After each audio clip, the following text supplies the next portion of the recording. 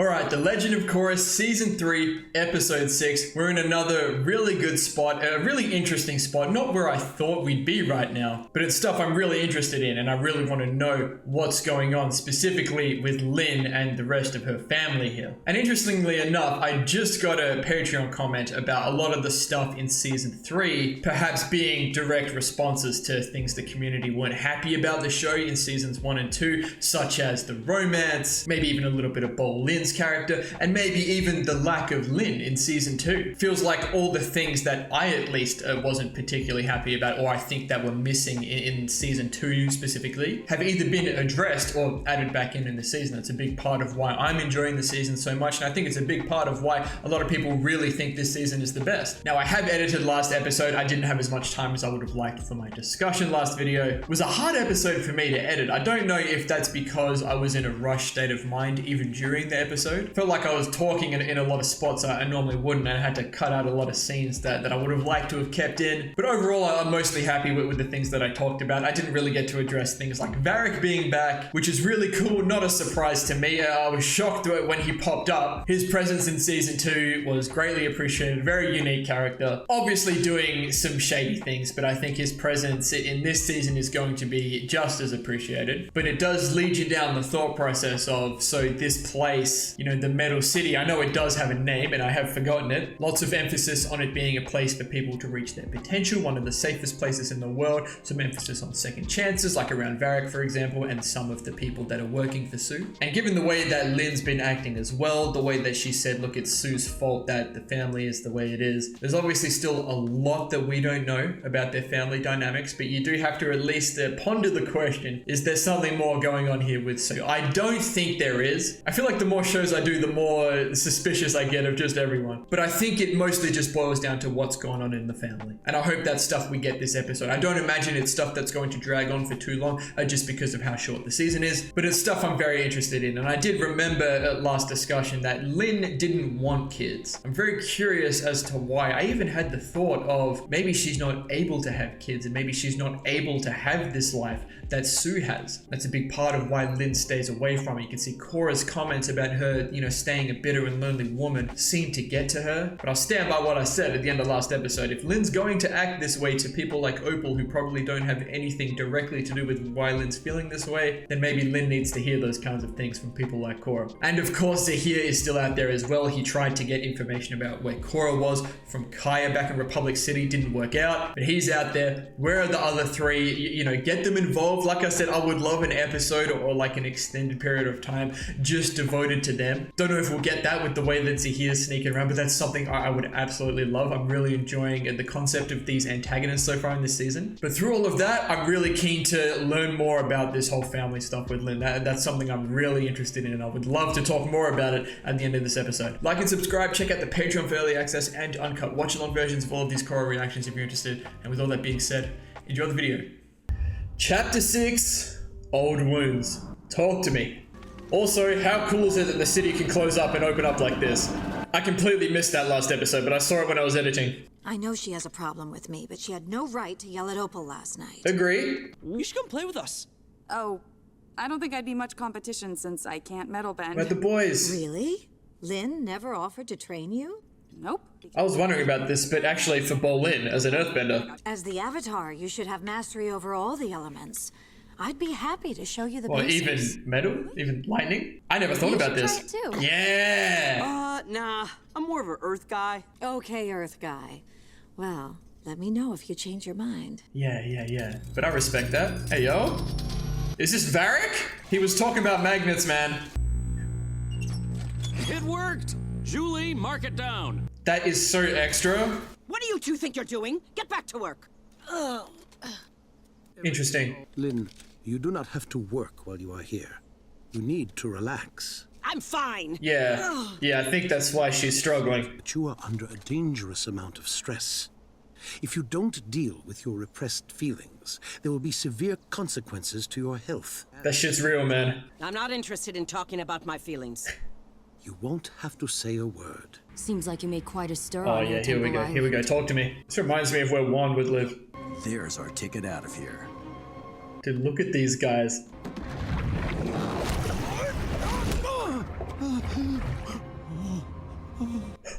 That's a power couple if I've ever seen one. How many of those things are you gonna stick in me? Hey, yo. Acupuncture often taps into people's buried memories. Oh, These is that a real memories thing? can sometimes be difficult to No, process. this would be good though. This is what I need. There it is, the forehead one. We're going in. You're supposed to be in school. Oh no, are you gonna tell Mom? Sue, stop! Get your hands off of me! You have so much potential. You're ruining your life. At least I have a life. Just a piece of the puzzle. These meteorites are perfect for beginning metal benders. The metals have a unique property, making them easier to bend. I mean, this is exactly what Toph would do, right? When Sokka gave her the meteorite metal. But Korra being able to metal bend? Ah, yes, sir! Oh, hey ladies. I was just looking for Pabu. Pabu! He's on your shoulder. Oh, look, there you are. You know, I thought something was chewing on my ear. Bro, just say you want a metal bend. Anyway, so what are you guys doing? You're metal bending over here or something? Want to give it a shot? Nah, it's okay. I mean, only like one earthbender in 100 can metal bend. Well, don't believe everything you hear. The only thing limiting you is your attitude. You know, well, maybe I'll just stay and watch. Bolin's such an interesting guy, man. Yeah. Yeah. I'm metal bending. Wow, you picked that up really quick. Oh, maybe he's tried. No, this is the Avatar, Bolin. Don't compare yourself. I think he has tried before. But we're going back. This is like when Korra was having her memories about Aang. Units responding, identify. Unit 3 responding. Is it gonna be Sue? Leave them alone! Yeah, there she is. Sue? Jesus. Is she going through it? Wait! Leaving in the middle of a session could make you sick. I'm done here. Remember when Zuko got sick when he was trying to change? It do be like that. Are you gonna stay in your room feeling sorry for yourself all day? Oh, that's heavy. It's Korra. You owe Opal an apology for the way You treated her last night. Hmm. Are you okay? You don't look good. I'm fine. What did you do to me? Bro, I tried to warn you. Come with me. Let's go finish the session. please. It's still only pieces, man. I haven't learnt anything extra. So you're robbing stores with the Terra Triad now? I didn't steal anything. I just drove the Oh, car. you're an accomplice then. I'm not letting you get away with this. Oh, what are you going to do, officer? Arrest me? Don't even think about taking one more step!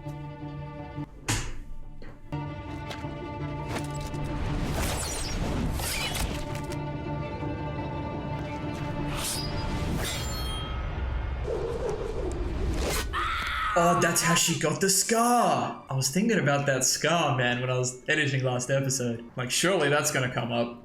You all right? Yeah, just a little tired. I'm gonna need you to step out of the vehicle and open the back of the truck. Disaster. Yeah, I'd run as well. That's better than what's gonna happen now. Let's get out of here. We on a bridge with it, man. Oh, she gonna blow it up. Damn! Evasive maneuvers.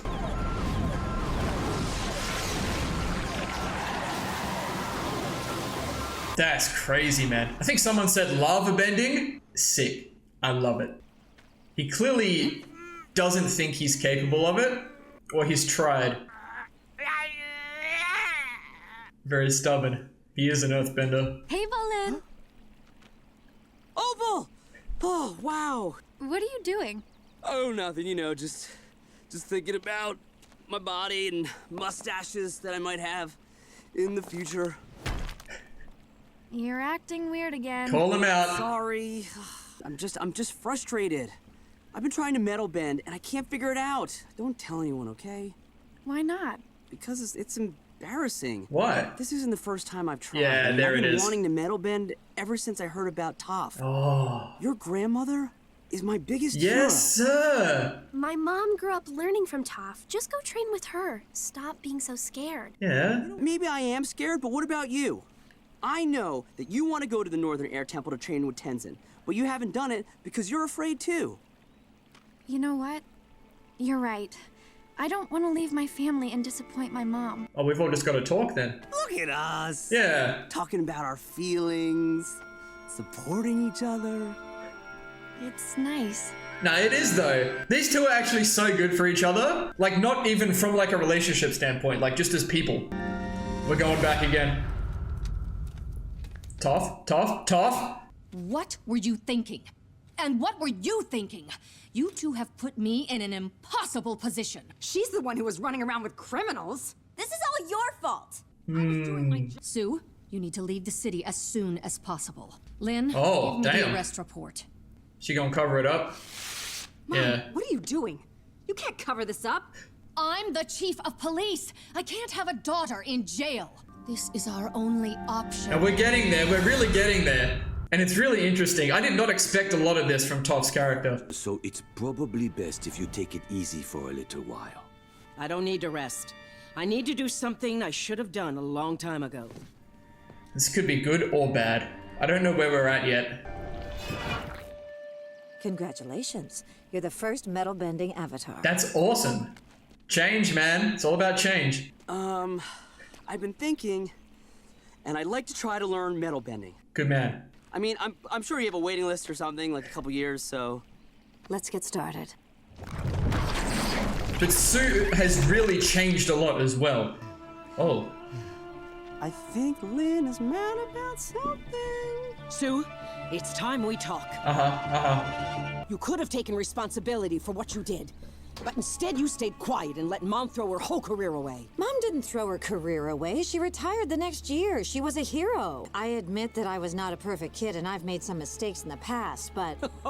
You made some mistakes? Mom and I already talked about this years ago and worked things out. If you had gotten together with us like we'd asked, you would know that I'm a different person now. I want to believe that. You think just because you live in a big fancy house and have a chef who cooks you fancy food that you're a different person? You know what, Lynn? You're the one who hasn't changed. You're still a bitter loner who only cares about herself. She said the thing. No wonder Tenzin ended things with you years ago.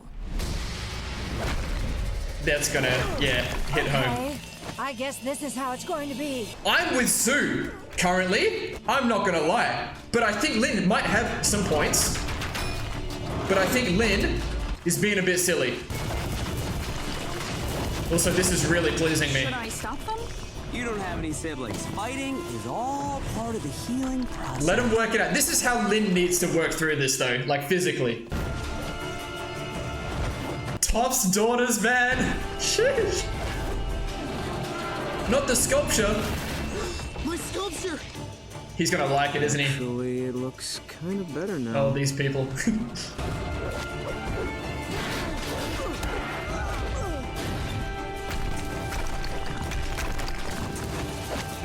The music's pretty epic too.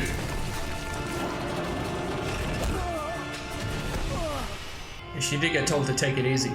You got it out of your system? Not quite yet.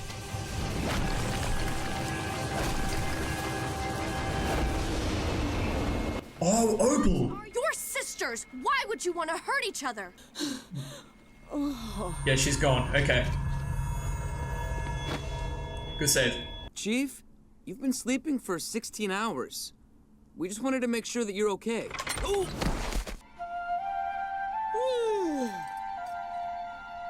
Good morning.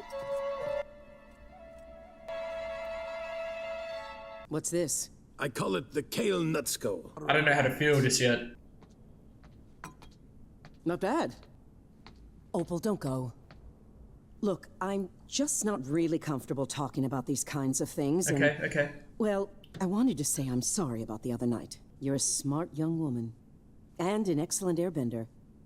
I think it would be a wonderful opportunity for you to train with the other airbenders at the Northern Air Temple. There's a part of me that wants to go, but I don't want to upset my mom. When I was younger, all I wanted to do was please my mother. I became a police chief because I thought it would make her happy. But it didn't. You need to make decisions based on what you want. Don't make the same mistakes I did. That's huge, man. Okay, okay, I'm here for it. What else? Mom, Dad, can I talk to you? Oh, this is like Toph and her parents, man. Oh, and there she is. Opal has decided to go to the Northern Air Temple. I'm glad she was honest with me. I want her to do what makes her happy. Mom gave us too much freedom, but I feel like I've made the mistake of giving Opal too little. Good acknowledgement. I'm sorry I gave you such a hard time when we were younger. I can't imagine what my life would have been like if Mom hadn't sent me away. Yeah, facts. Mako told me that you're an excellent police chief. Republic City is lucky to have you. I know Mom is proud. Are we gonna dude, I need to see Toph in the present, man. Can we move on? I'd love for you to be a part of my life again. There's plenty of space for you in the house, and the kids would love having their aunt around. No, I think she belongs in Republic City. How about for now, I just promise not to show up at your house and attack you again. Deal. Oh, hug it out, don't shake hands. I'll take it though. I like that. Lot to talk about from all this, which I'm excited about. We should have grabbed one of those cops. Maybe they know something about where the Avatar is hiding. She has no arms, man. We'll find her. It's just a matter of time. Oh, he's not, is he? He's doing what Jinora does. With his spirit, he's looking? That's insane. Like, dude, who is this guy Zahir, man? Why is he just so naturally good at airbending? Why is he able to do this thing? But that was fantastic. That took me on a ride. And what I will say is I think this season is going to suffer from the same thing that season 1 did, of being too short, you know? And that's not its fault. All right, so I really enjoy the themes around this episode. Even the last 2 episodes, all of this that surrounded Lin and her family. Obviously, change is the big one, right? Like, that's the whole theme of this season. But second chances as well, and being able to move on from the past. It was sprinkled in last episode, you know, with Varric coming back and a lot of the things that Sue was talking about. But Lin was quite clearly stuck in the past, and that was a big part of why she was the way that she was, even throughout seasons 1 and 2. She did have that attitude about her. And I think it's really smart of the writers to kind of build off of that and construct pretty much this entire narrative around the Beifong family. Now, someone threw the notion out there that Sue and Lin could potentially not have been planned children from Toph. And even the way Toph was going about managing them. Like, first of all, giving them a lot of freedom. I can understand that from Toph because she had pretty much no freedom. She might have gone too far with it, which Sue even says she probably did the same with Opal. But that I can forgive in some ways. But I think the way Toph has handled the situation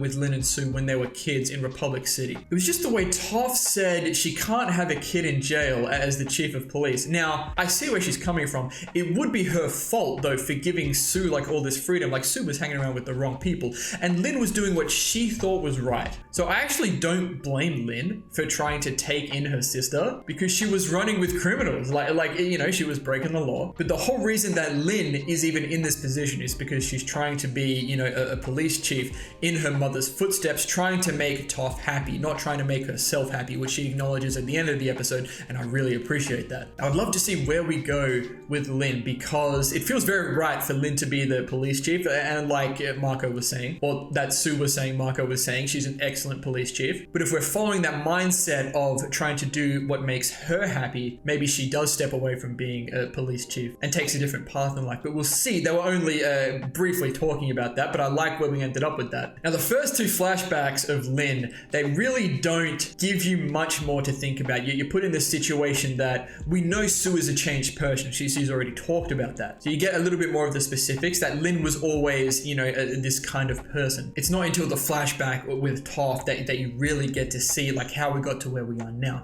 If Lin hadn't done all of this, Sue wouldn't have had to leave Republic City like she said, and she wouldn't be able to have this life that she has now. She's a completely different person. Even Varric, like Varric's done some things and now he's here getting to just do what he enjoys. But I did say in the intro, like I had to keep that little thing in my mind that maybe there is something to do with Sue, but it's really only to do with who Sue was when she was young. Now she is just completely genuine and just a fantastic person, even up to the point where she can just easily acknowledge that she was probably giving Opal too little freedom. Like, you can't really fault anything about Sue as a character at this point. Like, she's incredibly honest, very aware of who she used to be, that she's changed, and it's easy for her to say, you know, when she makes a mistake. I can only appreciate that. And it was all the way up into when Lin is right in front of Sue, and Lin is still trying to blame Sue for all of this, but I was with Sue the whole time. Like, it just made sense. But this was Lin's way of working through this. She's done the acupuncture. She's had all the memories come back up. Now she needs to physically get this out of her system. And then she wakes up and she can see things clearly. It was like Zuko, man. When Zuko freed Appa, he went through that whole thing and then he woke up and he was like a completely different person. That's what this was reminding me of.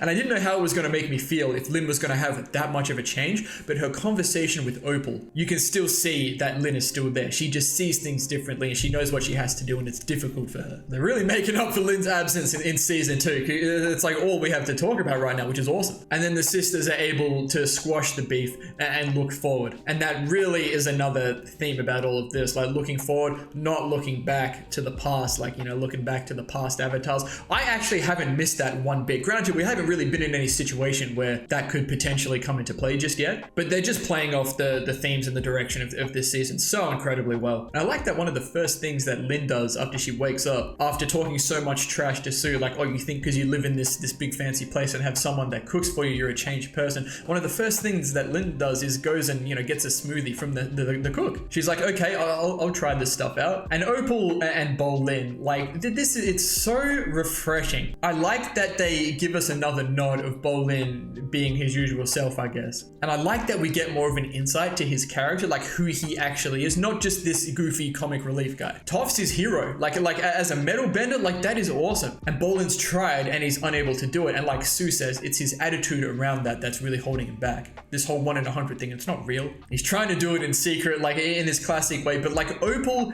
being there for Bolin to say, bro, you're being weird again. Stop being weird. Just be honest. Like, what's good with you? And that's really good for Bolin. And now Bolin is able to go to Opal. Hey, look, I think it's the same for you. I think you want to go and learn airbending with Tenzin, but you're worried about disappointing your family. And he was exactly right. And both of them were able to say to each other, damn, look how good we are for each other. Like, this is awesome. And it just is. Like, it's great. It's like, it almost makes it worth it to have gone through the crazy romantic stuff in the first 2 seasons, because it makes stuff like this even better, you know? So that's a big ups for me. I really appreciate all that. And speaking of all the metal bending stuff, that's something I never even thought about. Like when I think of the Avatar, I just think of the 4 elements. I think I might have thought about Katara teaching Aang bloodbending in the bloodbending episode in The Last Airbender. But by the end of that episode, when there was such a negative notion around it, I kind of dismissed that. I might have the faintest memory of thinking the same for when Toph discovered metal bending, teaching that to Aang. But I've never really thought too much about it like in Korra. Even though like lightning bending, metal bending, it's all so common. I just never thought about that for the Avatar. And like Sue is right, she should have mastery